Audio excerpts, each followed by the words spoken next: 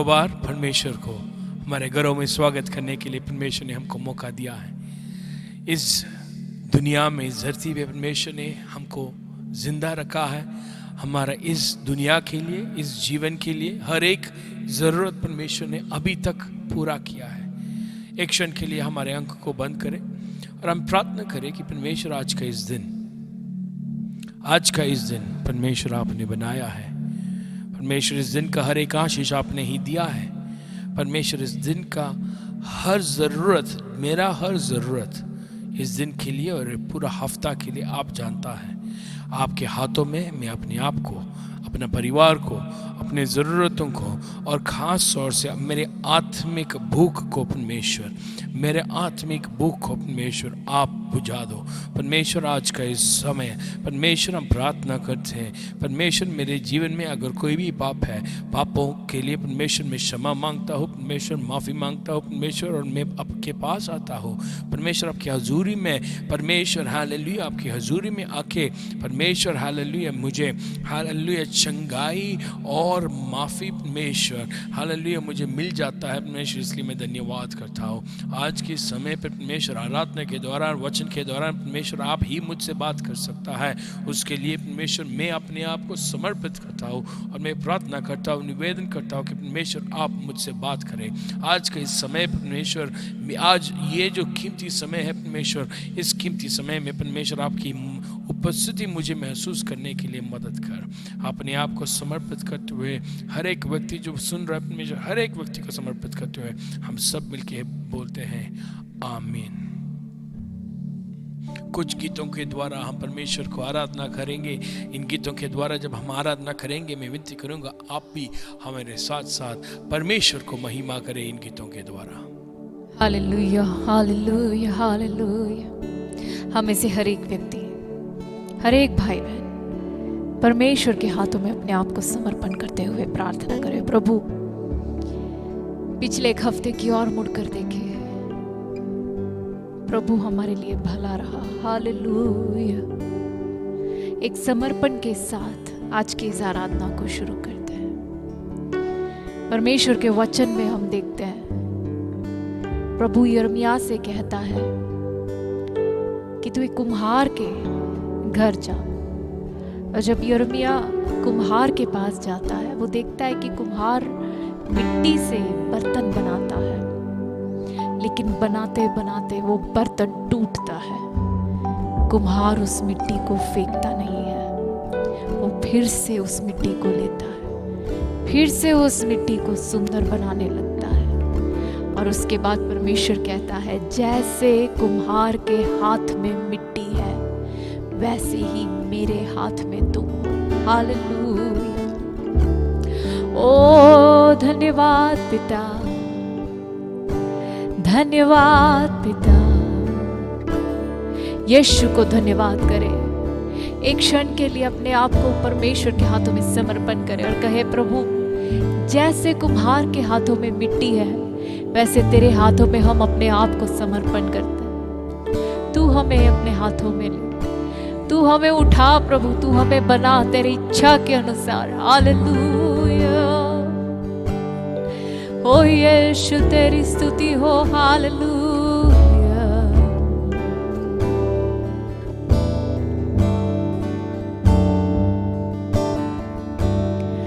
तेरी इच्छा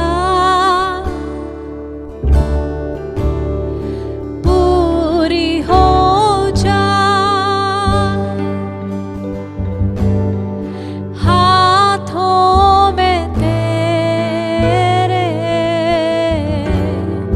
जी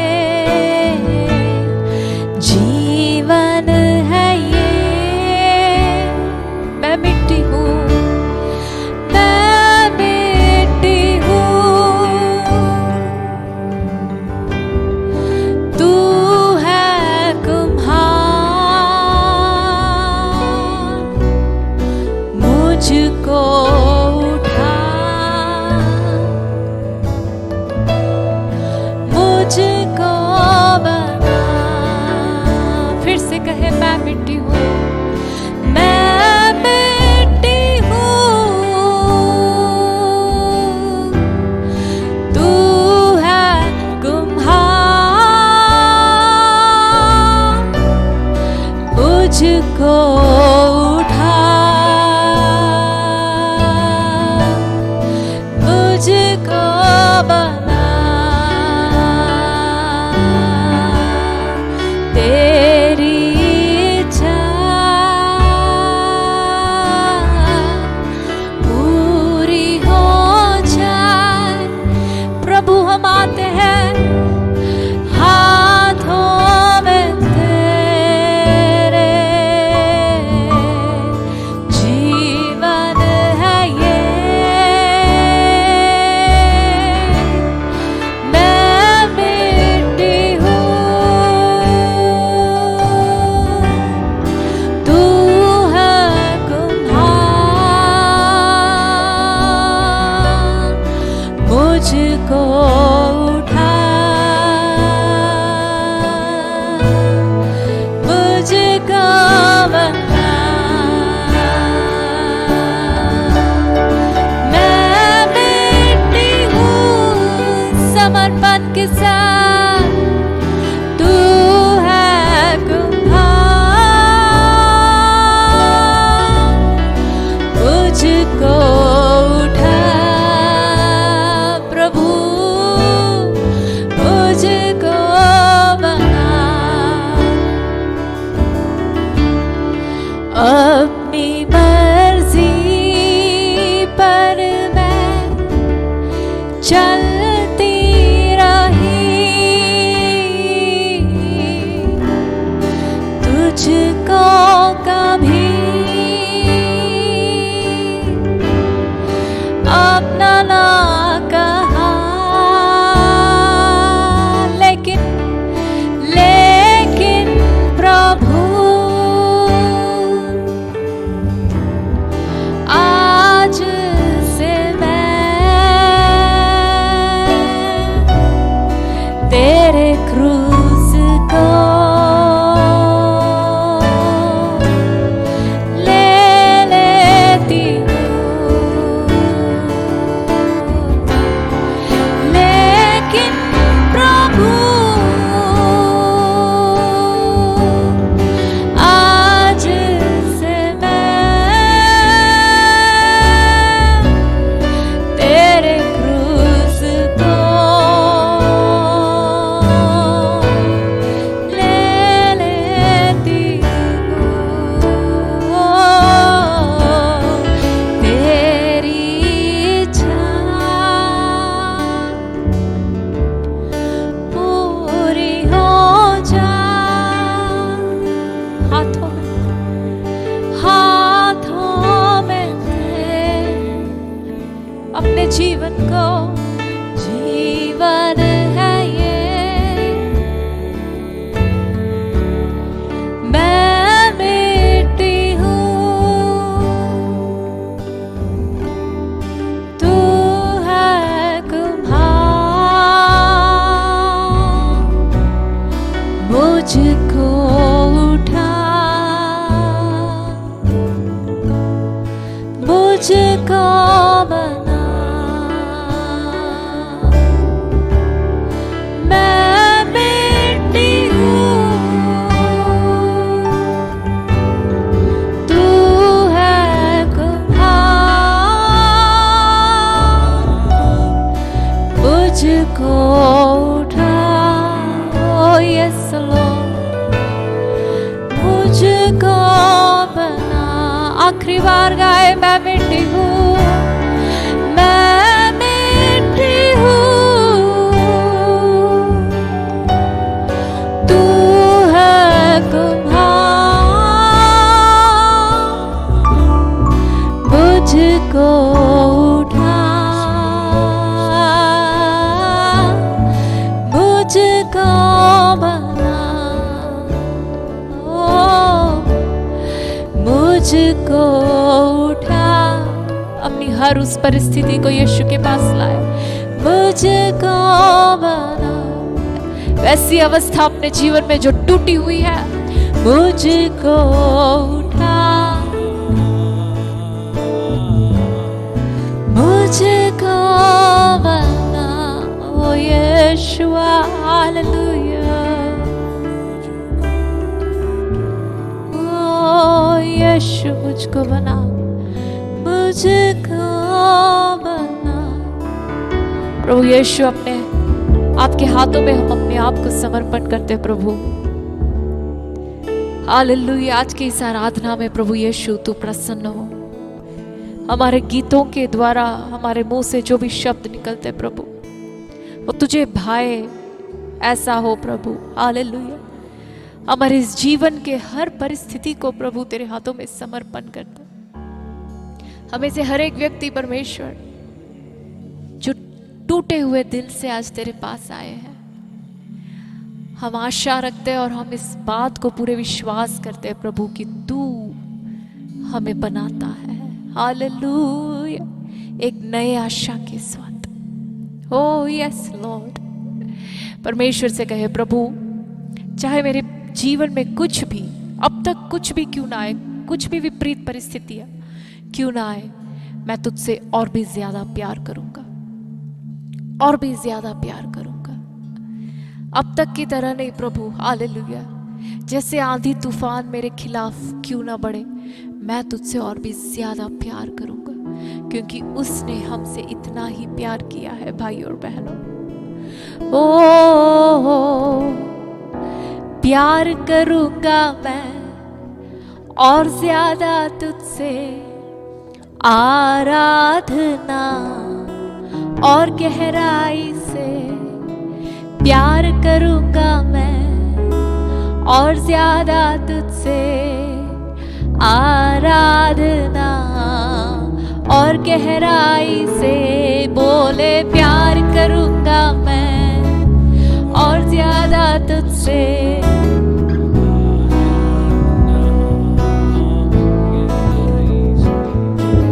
प्यार करूंगा मैं और ज्यादा तुझसे, आराधना और गहराई से। तुझे पूरे मन से आराधना, पूरे दिल से प्रेम भी करूं। आराधना आराधना आराधना आराधना। यीशु को आराधना करे। आराधना आराधना आराधना। एबेनेज़र एबेनेज़र हो, एबेनेज़र हो, अब तक तू सहारा मेरा। ओ एबेनेज़र हो, एबेनेज़र हो, अब तक तू सहारा मेरा, अब तक तू सहारा मेरा। तुझे पूरे मन से आराधना, पूरे दिल से प्रेम भी करूं। आराधना आराधना आराधना आराधना। पूरे दिल के साथ गाए। आराधना आराधना। ओ आराधना आराधना। एल रोई, याद किया, याद किया। ओ धन्यवाद प्रभु। एल रोई, एल रोई, याद किया। धन्यवाद प्रभु, मुझे याद किया। धन्यवाद प्रभु। पूरे मन से आराधना, पूरे दिल से उसकी आराधना करे। ओ आराधना आराधना आराधना आराधना। हालेलुया। आराधना आराधना आराधना आराधना। वो हमारे लिए यहोवा राफा ठहरा है। ओ यहोवा राफा चंगा किया। धन्यवाद प्रभु।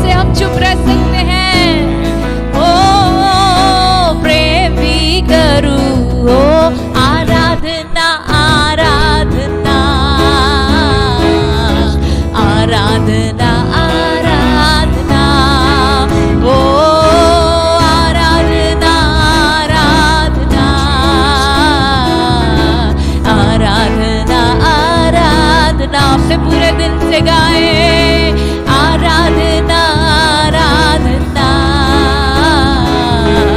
आराधना आराधना हालेलुया आराधना आराधना ओ आराधना आराधना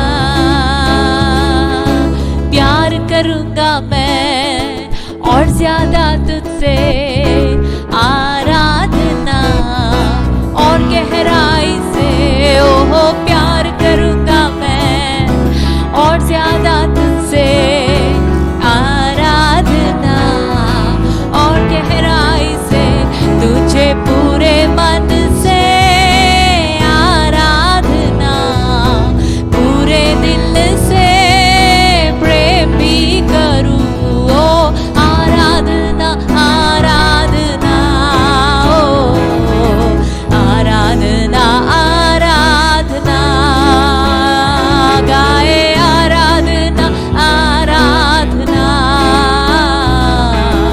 आराधना आराधना यीशु की आराधना आराधना आराधना आराधना हालेलुया हालेलुया ओ यीशु हालेलुया। भाई और बहनों, हमें से कितने लोगों को परमेश्वर ने चंगा किया है पिछले कुछ दिनों में। हालेलुया। यदि हम अपने परिवार के अंदर देखें, हमने अपने जीवन में देखे अनेक ऐसे लोग हैं जिनको अस्पताल जाना पड़ा। हम ऐसी परिस्थितियों में रहते हैं, ऐसी एक हालात में रहते हैं जब हम बीमार भी होते हैं, हम अस्पताल जा नहीं पाते डर के मारे। लेकिन ऐसे डर के मारे इस हालातों में जब परमेश्वर की ओर देखकर जब आपने पुकारा है, आपने चंगाई अपने जीवन में पाया है। एक आखिरी बार यीशु से कहे यहोवा राफा यहोवा राफा चंगा किया। धन्यवाद प्रभु यहोवा राफा यहोवा राफा चंगा किया। धन्यवाद प्रभु चंगा किया। धन्यवाद प्रभु पूरे मन से आराधना पूरे दिल से प्रेम भी करूं। आराधना आराधना अपने दिल की गहराई से आराधना आराधना ओ आराधना आराधना आराधना आराधना। Thank you Lord, thank you Jesus. हम तेरी स्तुति और आराधना करते हैं प्रभु यीशु।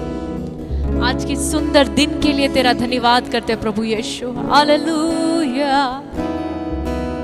ओ यीशु हालेलुया। परमेश्वर के वचन में प्रभु यीशु हमसे यूं कहता है, इसलिए कि मैं जिंदा हूं तुम भी जीवित रहोगे, तुम भी जियोगे। Hallelujah. Because I live you will also live. और वही हमारा आशा है, वही हमारा विश्वास है। इस पैंडेमिक की अवस्था में, इस महामारी की अवस्था में जब हम जी रहे हैं, वे लोग जो यीशु को नहीं जानते उनके अंदर भय है। लेकिन हम जो यीशु को जानते हैं, हम जो उसके लहू से खरीदे गए हैं, हमारे अंदर वो आशा है, उसका वायदा है। उसने कहा है क्योंकि मैं जिंदा हूं, क्योंकि इसलिए कि मैं जीवित हूं, बिकॉज आई लिव, तुम भी जियोगे। तुम्हें डरने की कोई जरूरत नहीं है। ओ हालेलुया। वो जिंदा है, करो कल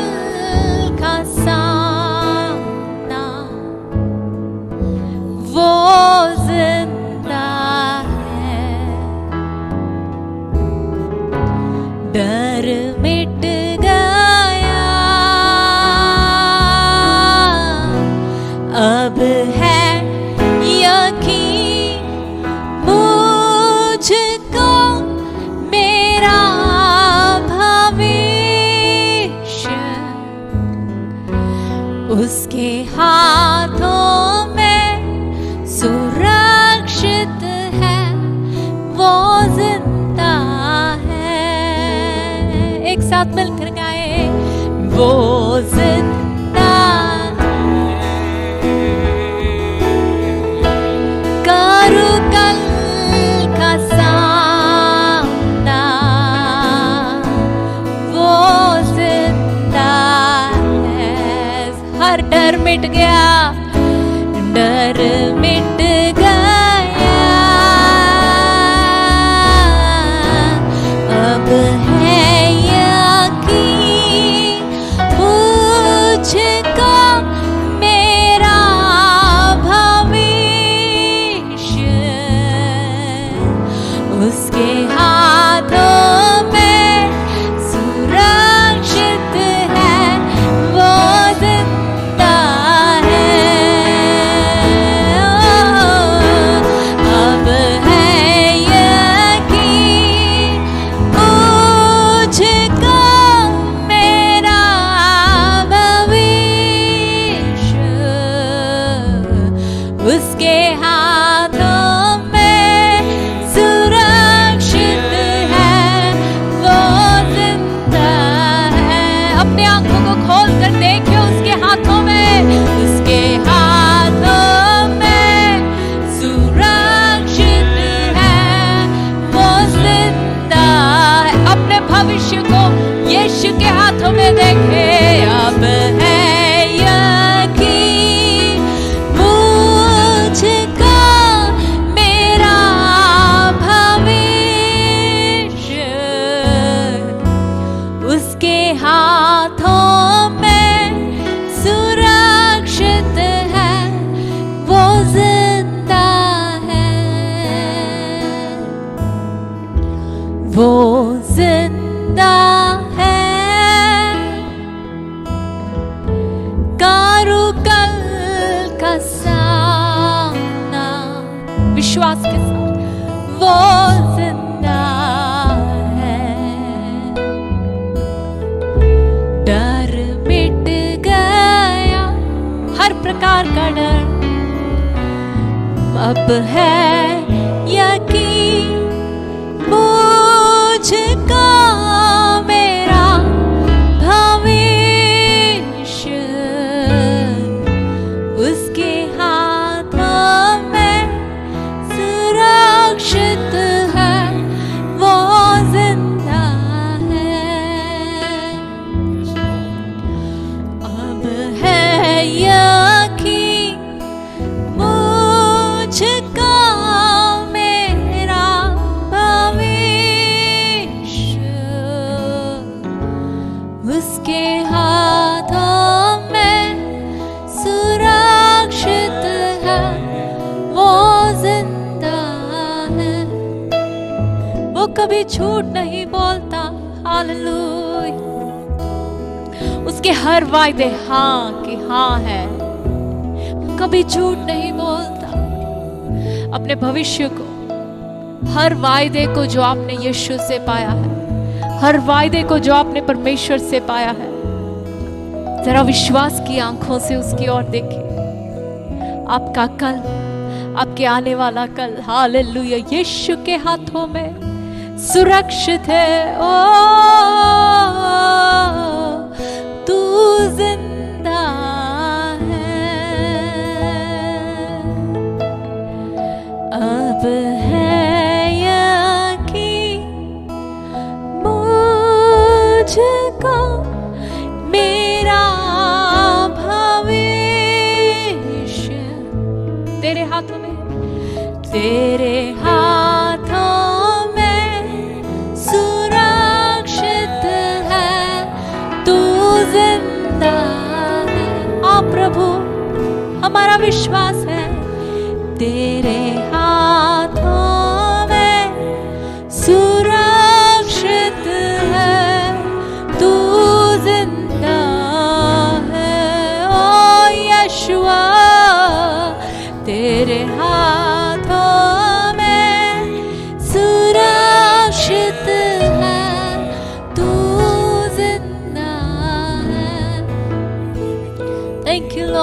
थैंक यू जीसस।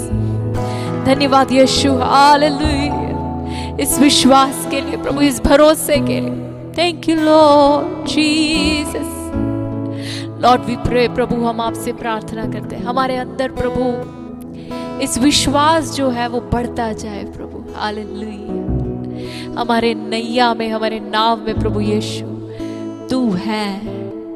चाहे आंधी लहरें हमारे चारों तरफ क्यों ना बढ़े, यीशु तू हमारे साथ है। और तेरे साथ प्रभु, तेरे तुझ पर आश्रय रखते हुए विश्राम करने के लिए, आराम करने के लिए, हमारे मन के हर व्याकुलता को, हर चिंता को प्रभु, हालेलुया, थम जाने के लिए यीशु तेरी एक आज्ञा काफी है। हालेलुया, यीशु में पूरा भरोसा रखते हुए हम आगे बढ़े। हालेलुया, यीशु से प्रार्थना करें, हमारे मन को शांत कर प्रभु। हालेलुया, हमारा कल तेरे हाथों में सुरक्षित है, इसलिए हम तेरा धन्यवाद करते हैं।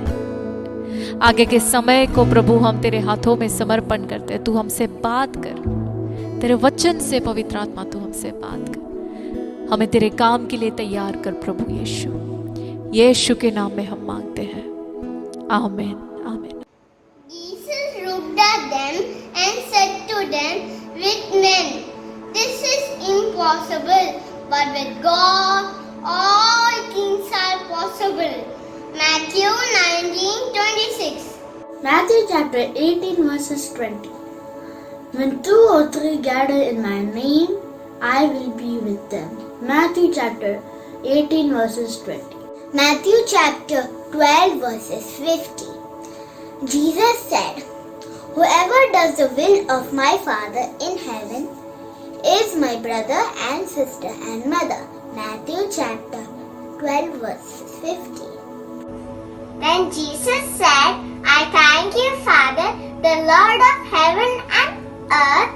I praise you because you have hidden these things from those who are smart and wise, but you have shown to those who are like little children. Matthew 11 verse 25.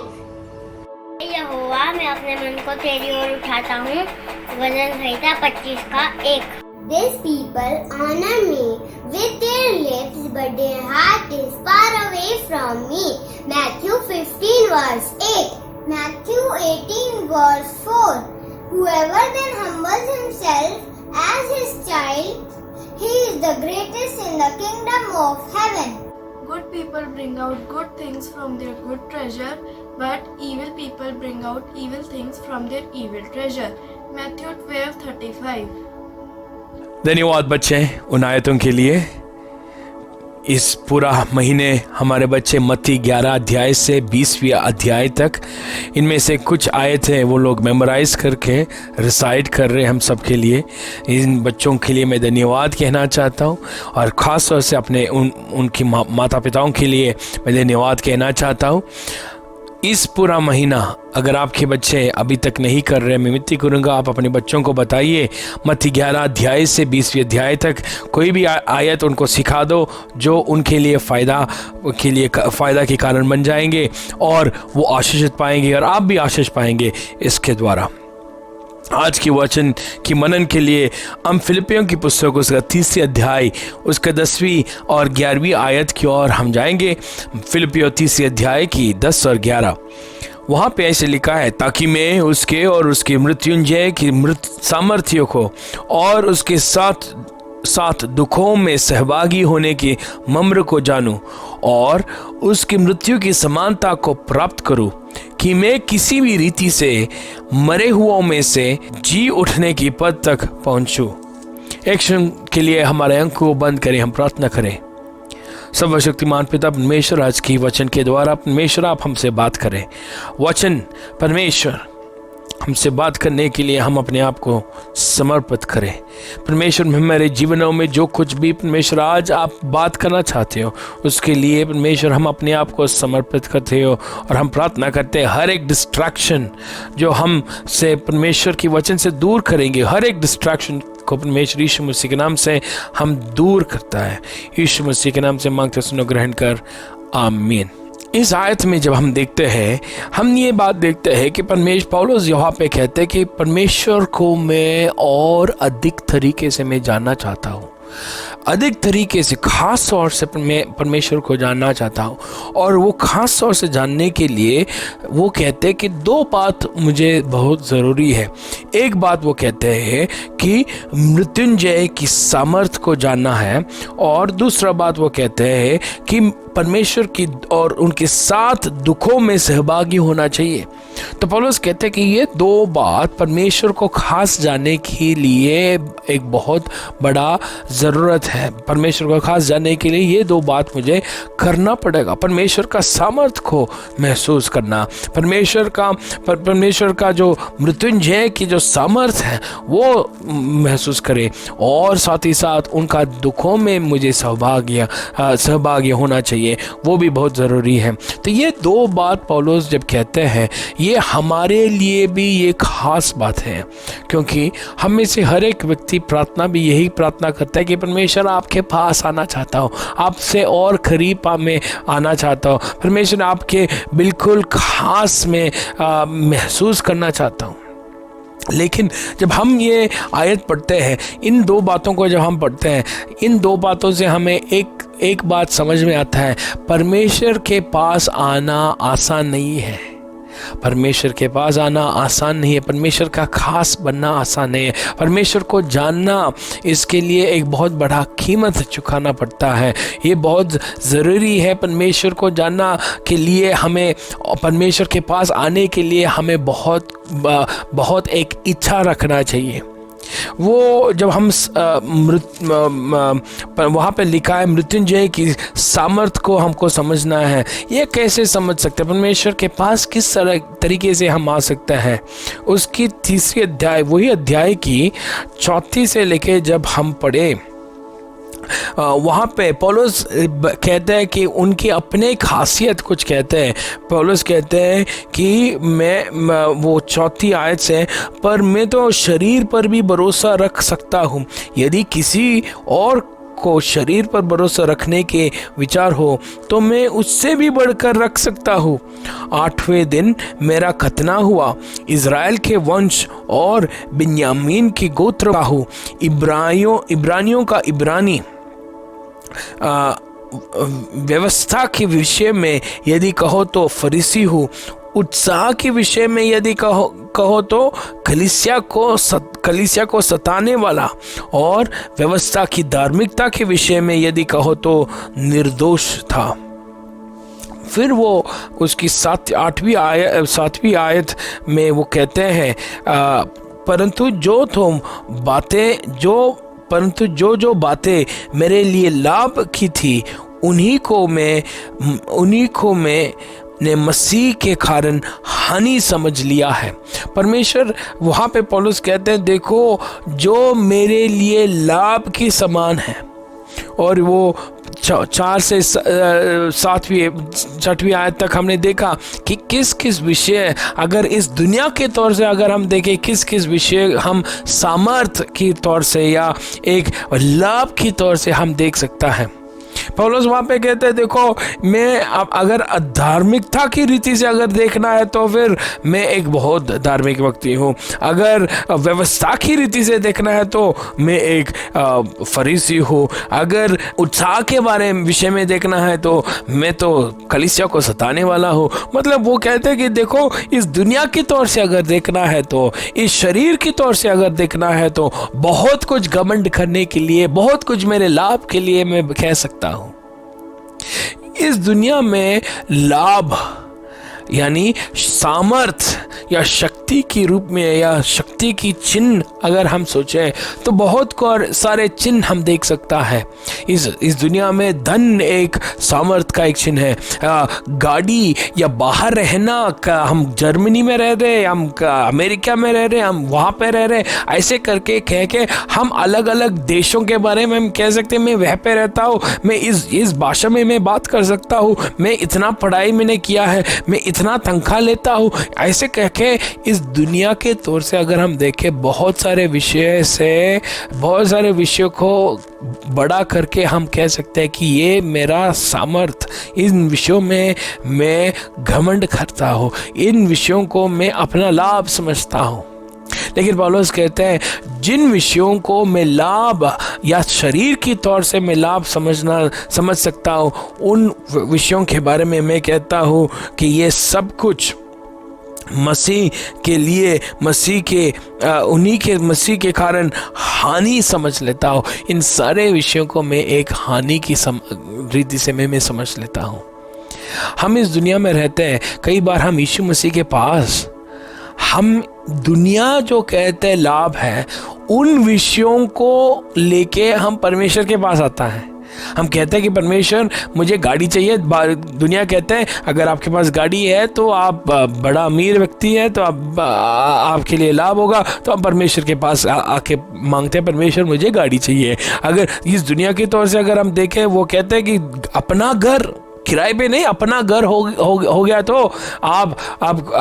वो आपके लिए लाभ के कारण है। तो हम परमेश्वर के पास आते हैं, परमेश्वर मुझे गाड़ी चाहिए। इसी तरह गाड़ी, बंगलो, रहने, खाना पीना, कपड़े, नौकरी, सरकारी नौकरी अगर मेरे पास है तो फिर वो मेरे लिए लाभ है। तो हम मांगते हैं परमेश्वर से, परमेश्वर मुझे एक नौकरी दिलवा दो। तो इस रीति से हम जो दुनिया कहते हैं कि एक लाभ के कारण है, इन विषयों की वजह से हम परमेश्वर के पास आते हैं। लेकिन परमेश्वर के पौलुस यहाँ पे क्या कहते हैं, शरीर के अनुसार इन सारे बातों को जो मैं लाभ समझता हूँ, इन सारे विषयों को मैं एक हानि की रीति से मैं समझता हूँ।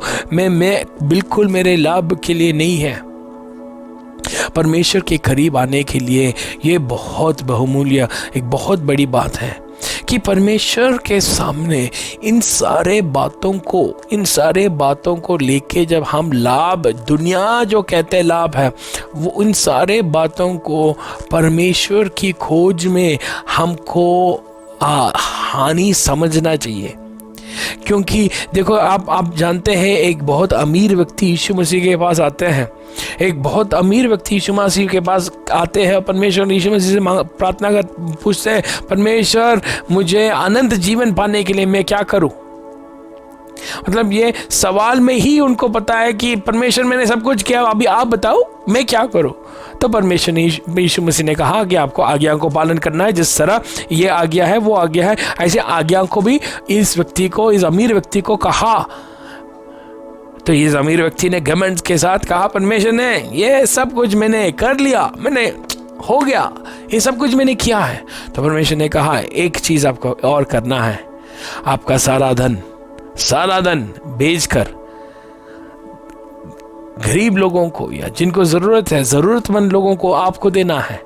देने के बाद आप मेरे पीछे आ जाओ। उस व्यक्ति उतने समय तक जो घमंडी था और इतने समय सिर उठाकर जब परमेश्वर के साथ बात कर रहा था, उस व्यक्ति तुरंत सिर झुका और वहां से शर्मिंदा होकर चले गया। क्योंकि उनके लिए उनका जो भी वस्तुएं है, जो भी धन है, जो भी इस दुनिया ने कहा है, वो उनके लिए एक लाभ है।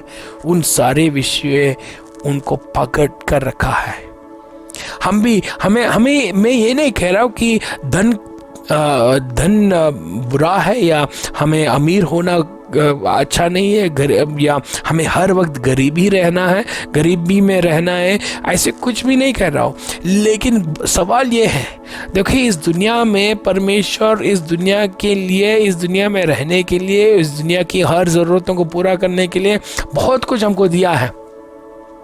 गाड़ी हमको दिया है चलाने के लिए, लेकिन कई बार हम देखते हैं गाड़ी हमको चलाता है। कई चंडीगढ़ शहर में कई जगहों पर पार्किंग स्पेस के लिए झगड़ा भी होता है, गोली भी मारते हैं लोगों को। आपने न्यूज़पेपर में सुना होगा। तो गाड़ी के लिए हम झगड़ा करते हैं, घर के लिए हम जानते हैं, हम घर खरीदते हैं, ज़मीन खरीदते हैं, ज़मीन की नक्शा डालते हैं, पड़ोसी के साथ लड़ाई होता है कि किस लिए, ये मेरा जगह है, ये मेरा ज़मीन है, मैंने खरीद के रखा है, मैंने इतना ज़मीन को मैंने नाप लिया है। तो ये सारे जमीन, गाड़ी, नौकरी, ये सारे बातों को परमेश्वर हमको देता है, लेकिन ये सारे बात हमको चलाना नहीं है, हम इन बातों को इस्तेमाल करना है। लेकिन कई बार इस दुनिया के तौर से ये सारे बात क्या है, सामर्थ का या शक्ति का एक चिन्ह है। तो इन शक्ति के चिन्हों को हम छोड़ता नहीं है, हम इन चिन्हों के पीछे हम भागते रहते हैं। मैं भाई बहनों को मैं आपको बताना चाहता हूँ कि इस दुनिया जब समाप्त होगा, हमारा जीवन जब समाप्त होगा, ये सारे लाभ का जो चिन्ह है, ये सारे सामर्थ का जो चिन्ह है होता है, इनमें से कोई भी एक भी चिन्ह हमको दूसरा देश की ओर लेके नहीं जाएंगे। हमारे कब्र में लिखे जाएगा हमारा नाम इस साल से इस साल तक इसने रहा, इसके बीच में इसके अलावा और कुछ नहीं लिखा होगा। हम इस दुनिया में खाली हाथ आया और खाली हाथ जाएगा, कुछ भी नहीं लेके जाएगा, कुछ भी नहीं। लेकिन हमें इसी समय इस दुनिया में ही जब हम रहते हैं, इस दुनिया में ही अगर हम इन चिन्हों को, ये जो दुनिया कहते हैं ये सामर्थ का चिन्ह है, ये शक्ति का चिन्ह है, ये लाभ की कार्य है, इन बातों को अगर हम जिस तरह पौलुस कहते हैं कि ये एक मेरे लिए हानि के कारण है, तो वो एक सामर्थ बन जाएंगे हमारे लिए। दूसरी बात वो वहां पे कहते हैं 8वीं आयत में लिखा है, वरन मैं अपने प्रभु यीशु मसीह की पहचान की उत्तमता के कारण सब बातों को हानि समझता है। कोई बोलो सब बातों को हानि समझना चाहिए। परमेश्वर को पहचानने के लिए हमें हमारे जीवन की हर एक वस्तु को हमें क्या करना है, हम उन चीज़ों को नकराना है, हम उन चीज़ों को अलग करना है हमारे जीवन से। देखो परमेश्वर हमारे जीवन में जिस तरह मैंने बताया कि दुनिया के तौर से सामर्थ का चिन्ह या शक्ति का चिन्ह या लाभ की रीति से दुनिया कहते हैं बहुत सारे बातें, लेकिन साथ ही साथ हमारा ज़रूरतमंद बातें, कुछ बातें हैं, खाना पीना, रहना, हमारा घर, हमारा कपड़े, हमारे बीवी बच्चे, ये सारे जो है ये हमारे लिए ज़रूरतमंद चीज़ें हैं। लेकिन कई बार क्या होता है कि हम इन चीज़ों के पीछे हम भागता है। देखो ये जो हमारा ज़रूरतमंद चीज़ें होते हैं, ये एक तितली की समान है। आप बच्चों को देखा होगा, छोटे बच्चे जब तितली को देखते हैं, जब एक बटरफ्लाई को देखते हैं, वो पीछे उस बटरफ्लाई के पीछे भागते हैं। लेकिन तितली क्या करते हैं, बटरफ्लाई क्या करते हैं, एक फूल से दूसरा फूल की ओर वो उड़ के चले जाता है। जब वही बच्चे वो उस तितली के पीछे, उस फूल के पीछे, उस फूल के पास चले जाएंगे, तो उस फूल से वो उड़ के चले जाएंगे। इसी तरह हमारा जीवन में जितना भी आप हमारा ज़रूरतमंद चीज़ों के पीछे आप भागोगे, उतना वो भागते रहेंगे, हमसे वो फ्लाई करते रहेंगे। लेकिन परमेश्वर क्या कहा, परमेश्वर कहा कि आप मेरे पास आओ, आप मेरे पास आओ। मैं जानता हूँ अगर मैं चिड़िया को देखो, चिड़िया को खाना खिला सकता हूँ, फूलों को मैं इतना सुंदर रीति से मैं उनको पहना सकता हूँ, तो आपका ज़रूरतों को मैं नहीं देख सकता हूँ? क्या मैं आपका पिता नहीं हूँ? हमारा पिता के पास आ जाओ। पौलुस कहते हैं मैं इन सारे बातों को एक हानि के कारण समझता हूँ, हानि के कारण समझता हूँ। उसके बाद वो कहते हैं जिसके कारण मैंने सब वस्तुओं की हानि उठाई और उन्हें कूड़ा समझता हूँ, जिससे मैं मसीह को प्राप्त करूँ।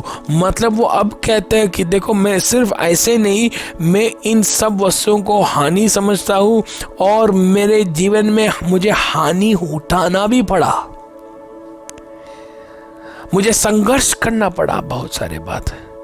जब परमेश्वर के पीछे हम जाएंगे ना, परमेश्वर के पीछे हर वक्त आनंद और खुशी नहीं होता, लेकिन हर वक्त आनंद और खुशी महसूस करने के लिए परमेश्वर ने हमको परमिशन दिया है। हमें क्या करना है, इस परमिशन, इस अनुमति को, परमेश्वर की आनंद उठाना, हमारा बाहर जो बातें होते हैं वो हमको नहीं बताते हैं आपको अब आनंद हो सकता है, हमारे अंदर से। पौलुस के बारे में लिखा है, पौलुस ये फिलिपी की कलीसिया को जब पौलुस लिखता है, पौलुस खुद कारागार में था, जेल में था, जेल में बैठते हुए अपने शरीर में चेन्स से वो बांधा हुआ था, वो संघर्ष में पड़ा था, उसके रहने की जो जगह है, वो जो खाना पीना सब कुछ खराब होते हुए, और वो परमेश्वर की सुसमाचार की वजह से वो जेल में था, कारागार में, इस कारण की वजह से वो जेल में है, लेकिन उसके अंदर एक बहुत आनंद है। वो आनंद कोई भी चुरा नहीं सकता, कोई भी व्यक्ति चुरा नहीं सकता। हाँ, परमेश्वर के लोग, मैं आपको बताना चाहता हूँ, हमारा जीवन में से कोई भी हमारा आनंद चुरा नहीं सकता। हमारा सबसे ज़्यादा क्या कर सकते हैं लोग? हमको मार डाल सकता है, बहुत बहुत बुरी तरीके से हमको मार डाला। पौलुस को भी बुरी तरीके से उन लोगों ने मार डाला। अगर हम प्रेरितों के बारे में देखते हैं, परमेश्वर के चेलों के बारे में हम देखते हैं, हर एक चेले बुरी रीति से वो सब मरा। किसी को फांसी पे चढ़ा, किसी को क्रूस पे चढ़ा, किसी को अलग अलग रीति से लोगों को मार डाला था। लेकिन इन सब के अंदर मृत्यु के समय पर भी वो लोग आनंदित था। हमें भी एक बात याद रखना चाहिए, हमारा आनंद हमारा बाहरी बातों से नहीं होता है। जब बच्चे अच्छे से पढ़ते हैं तब हम आनंद हो जाता है, लेकिन आप जब बच्चे पढ़ाई नहीं करते हैं तो हम दुखित हो जाते। खासतौर से अभी जूम और ये सारे लाइव मीटिंग्स चल रहे हैं, इस वजह से हम ज़्यादा दुखित हो जाते हैं। मेरा बच्चों का पढ़ाई नहीं हो रहा है, नौकरी ठीक से नहीं कर पा रहे। हमारा आनंद इन बातों में से नहीं होना चाहिए। पौलुस कहते हैं मुझे हानि उठाना पड़ा यीशु मसीह के लिए। देखो, बात यह है कि ऐसे हानि नहीं उठाना चाहिए। हानि किस लिए उठाया? यीशु मसीह की सुसमाचार प्रचार करने की वजह से मुझे हानि उठाना पड़ा, लेकिन ये भी मैं क्या करता हूँ, ये भी मैं कुछ भी नहीं समझता हूँ। परमेश्वर के पास, परमेश्वर को जानने के लिए, परमेश्वर को प्राप्त करने के लिए, वहाँ बहुत सुंदर, हिंदी में बहुत सुंदर लिखा है, मसीह को प्राप्त करने के लिए इन सारे बातों को मुझे कूड़ा समझना है। इन सारे वस्तुओं को मुझे एक कूड़ा की रीति से मुझे समझना है। परमेश्वर हमको इस दुनिया में किस लिए रखा? परमेश्वर हमको इस दुनिया में परमेश्वर के राज्य की बढ़ोतरी के लिए परमेश्वर ने रखा है। इस दुनिया एक छोटी सी एक समय है। इस दुनिया में हमारा जैसे आंख बंद करके खुल जाता है, उतने में ही हमारा जीवन बस खत्म हो जाता है। परमेश्वर कहते हैं, देखो हमारा जीवन कुछ पलों के लिए है। पौलुस कहता है, इन पलों में मैं परमेश्वर को ढूंढने के लिए मैं निकला हूँ। और परमेश्वर को ढूंढने में कैसे करता हूँ? परमेश्वर का मृत्युंजय की सामर्थ को मैं पहचानना चाहता हूँ, मैं जानना चाहता हूँ। कैसे पहचानूंगा? जब मैं सब कुछ रोमी 8:18 में ऐसे लिखा है, रोमी 8:18 में ऐसे लिखा है कि क्योंकि मैं समझता हूँ कि इस समय के दुख और क्लेश उस महिमा के सामने जो हम पर प्रकट होने वाली है कुछ भी नहीं। कोई बोलो, कुछ भी नहीं है।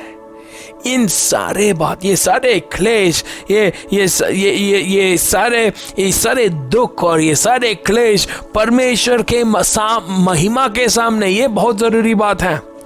हमें परमेश्वर की महिमा के साथ ये तुलना करना पड़ेगा। जब हम संघर्ष से हम गुजरते हैं, जब हम परेशानी से हम गुजरते हैं, जब हम क्लेश से जब हम गुजरते हैं, हम शायद हमारा क्लेश इस वजह से है, हमारा शरीर में बीमारी है, शायद हमारा क्लेश दुख इस वजह से है, हमको नौकरी नहीं है, हमारा दुख इस वजह से है, हम जितने बाकी लोग कमाता है उतना कमाता नहीं है, हमारा दुख इस वजह से है, परमेश्वर मुझे सरकारी नौकरी नहीं दिया। इन सारे बातों को जब हम दुख और सारे बातों से की वजह से जब हम दुख और क्लेश महसूस करते हैं, उसके पीछे एक कारण है। उसके पीछे यही कारण है कि मेरे जीवन में जो कुछ भी बात हो रहा है, मेरे पड़ोसी के जीवन में जो बात हो रहा है उसके साथ तुलना करता हूँ। मेरे भाई बहन दूसरे लोगों के साथ मेरा तुलना करता हूँ। जिस व्यक्ति के साथ मैं नौकरी करता हूँ उनके साथ मैं तुलना करता हूँ। परमेश्वर कहते हैं नहीं नहीं नहीं नहीं नहीं, इन बातों को अगर आप दूसरे व्यक्तियों के साथ अगर आप तुलना करोगे तो आप निराश हो जाएगा, जरूर निराश हो जाएगा। लेकिन आपको किस चीज के साथ तुलना करना पड़ेगा? परमेश्वर का महिमा के साथ।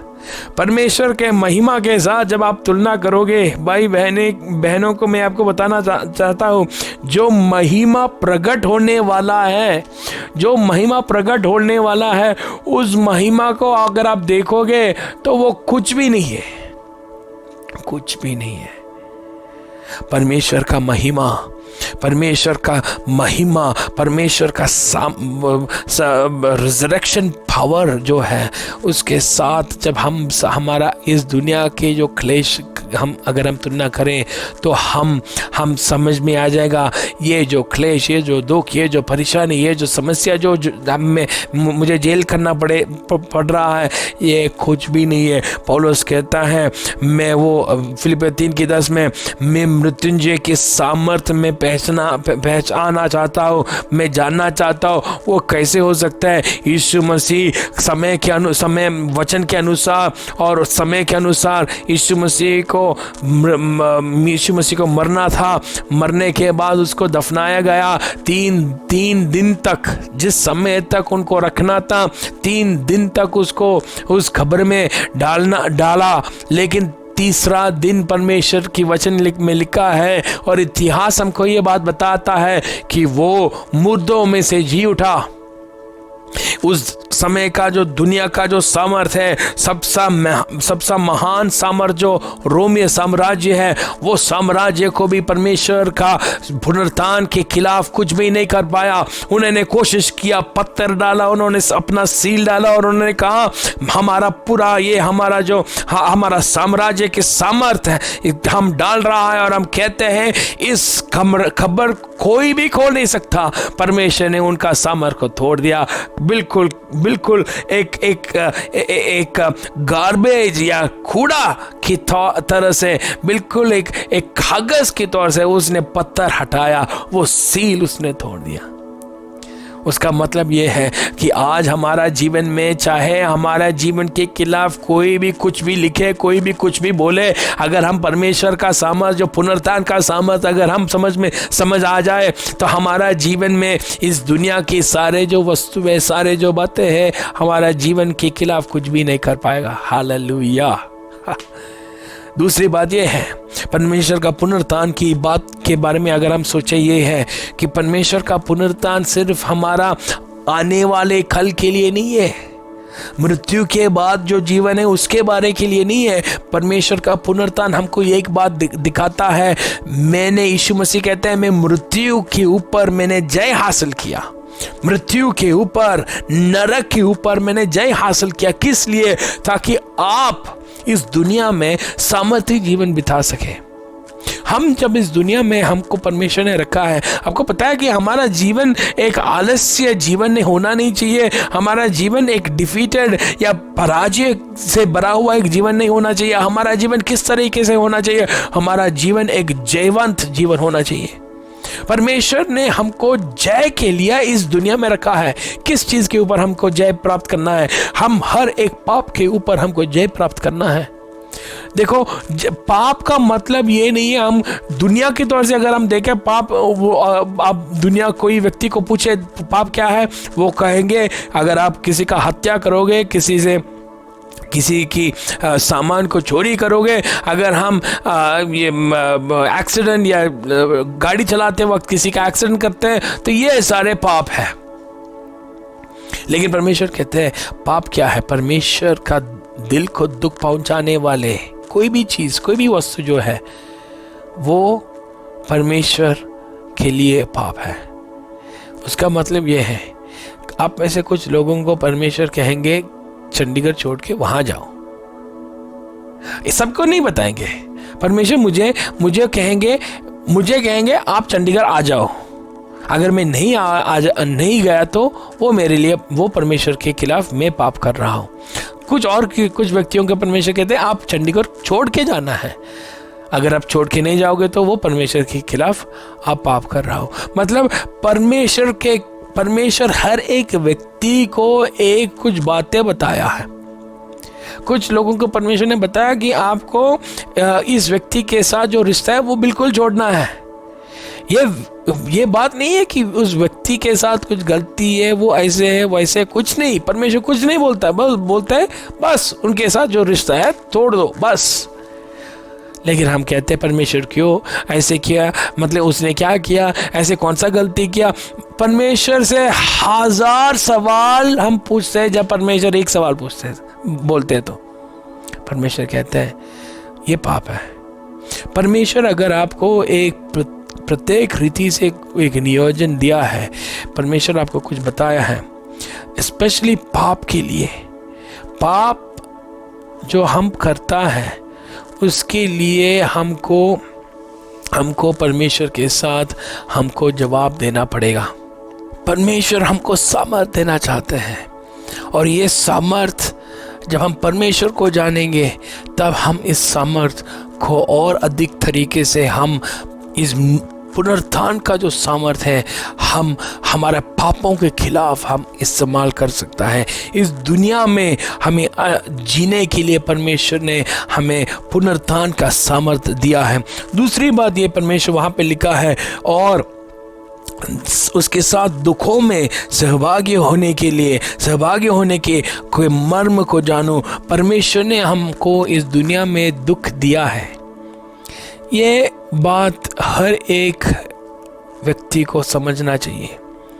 देखो, सफरिंग जो है, क्लेश जो होता है, हर एक क्लेश शैतान से नहीं होता। कुछ ऐसे क्लेश भी होता है जो परमेश्वर हमारे जीवन में परमिशन दिया है, अनुमति दिया है, और परमेश्वर कहता है कि आपको मेरे बच्चे के ऊपर परमिशन है, अनुमति में दे रहा हूँ कि आप उनको ऐसे कर सकता हो। क्यों?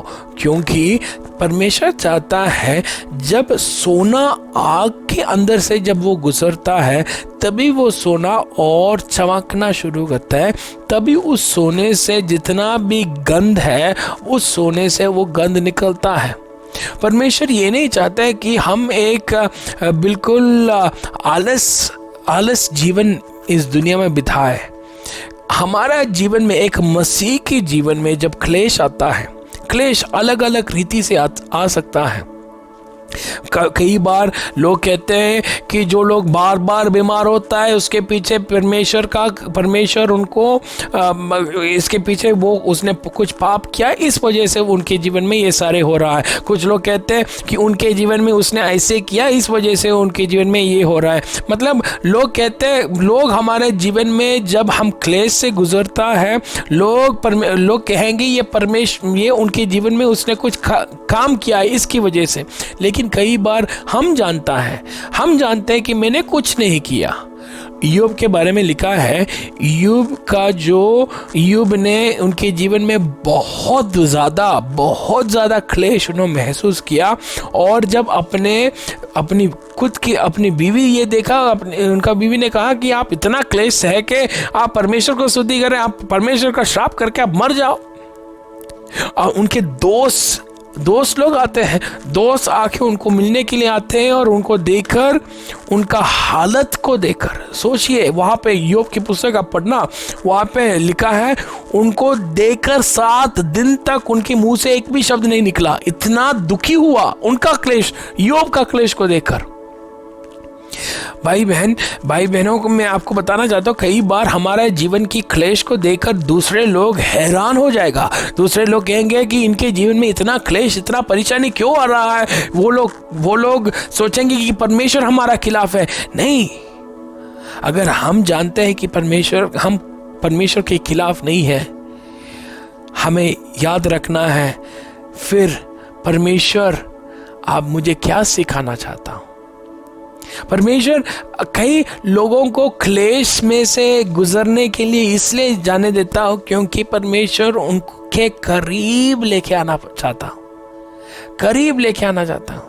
देखो, अगर आप पहला स्टैंडर्ड में अगर आप पास करना है तो आपको एक 10 मार्क के एग्जाम में लिखना है, लेकिन अगर आपको IAS ऑफिस सिविल सर्विसेज का एग्जाम लिखना है तो आपको बहुत पढ़ाई, बहुत परीक्षा से गुजरना पड़ेगा, बहुत पढ़ाई करना पड़ेगा, तब जाके, और जब जो एग्ज़ाम होता है, जो उस एग्ज़ाम में आपको बहुत सारे क्वेश्चंस, बहुत मेहनत करके आपको उस एग्ज़ाम को सामना करना पड़ेगा, लेकिन रिजल्ट अलग है।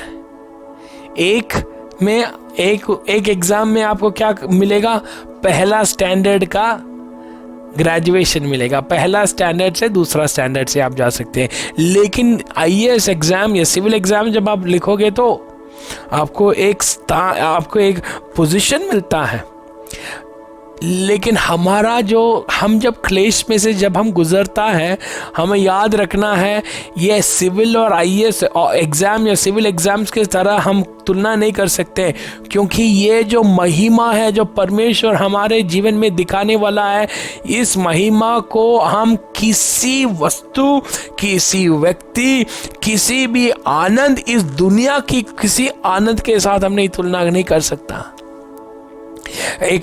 जब एक पति और पत्नी दूर, कई समय से दूर रहते हैं, 1 साल, 2 साल, 3 साल, 5 साल, 10 साल के बाद जब वो लोग जब मिलते हैं कुछ कारण की वजह से, सोचिए अगर कुछ कारण से की वजह से ये पति और पत्नी दूसरे 2 देश में रहने के लिए उनको रहना पड़ा, और एक व्यक्ति बंदीगढ़ में, जेल में है, जब उनको एक दूसरे को मिलने के लिए 10 साल के बाद जब उनको अवसर मिलता है, कितना आनंद होता है, कितना खुशी हो जाता है।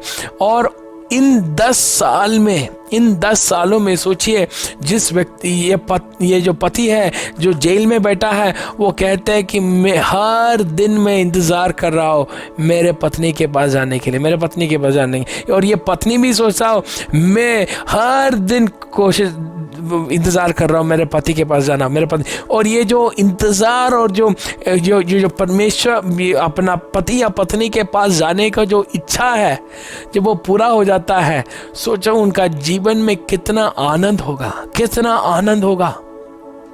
परमेश्वर चाहता है कि हम, पौलुस वहाँ पे लिखा है, मैं उसके साथ दुखों में सहभागी होने की मर्म को जानूं,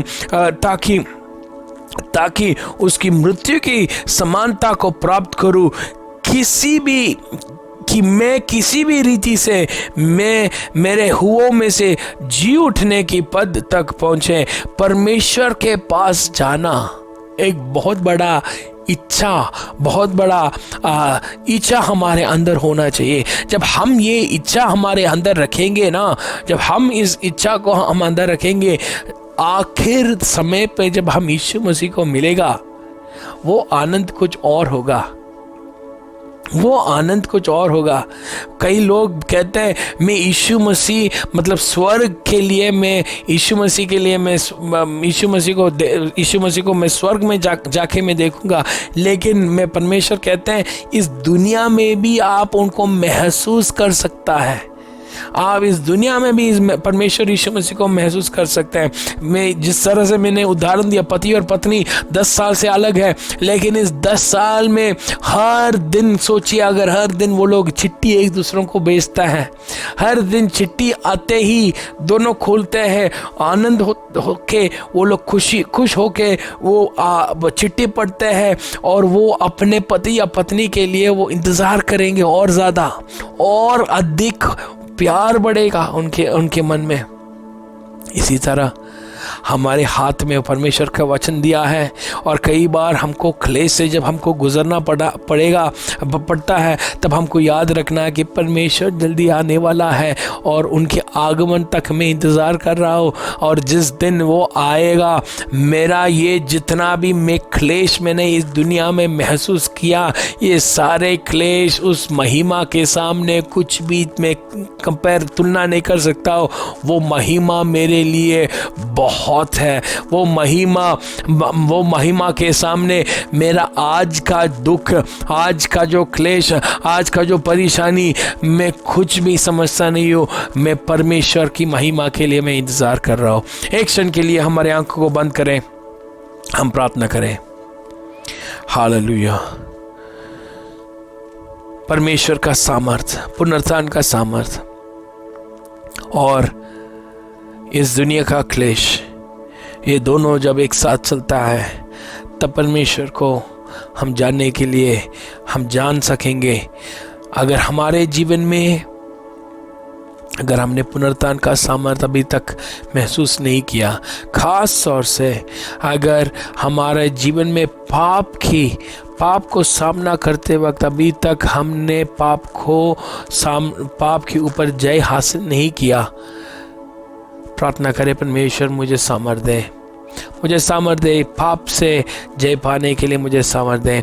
अगर आपने अभी तक परमेश्वर से अभी तक आपकी क्लेश की वजह से आप दूर हो चुका है, परमेश्वर से माफ़ी मांगो। परमेश्वर से कहो, परमेश्वर मेरे जीवन में आया हुआ हर एक क्लेश, इन क्लेशों के वजह से मैं दूर नहीं जाऊंगा, आपसे और करीब आऊँगा, आपके पास और करीब आएंगे, ताकि इस क्लेश से मुझे पता चले कि आप मेरे जीवन में क्या करना चाहता हो। हर एक व्यक्ति प्रार्थना करे, हर एक व्यक्ति अपने आप को समर्पित करे।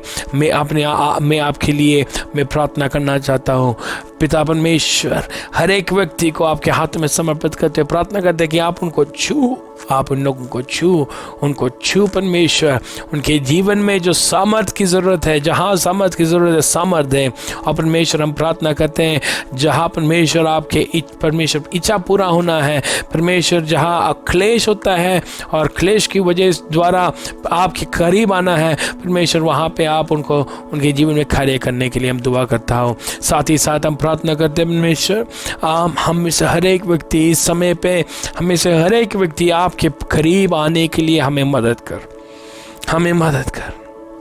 धन्यवाद करते कि आपने हमारा प्रार्थना सुना, यीशु मसीह के नाम से मांगते सुना, ग्रहण कर, आमीन। पिता पुत्र पवित्र आत्मा के अनुग्रह आप में से हर एक व्यक्ति जो सुन रहा है, अब से अंत तक बने रहे। सब बोलते हैं आमीन। God bless you.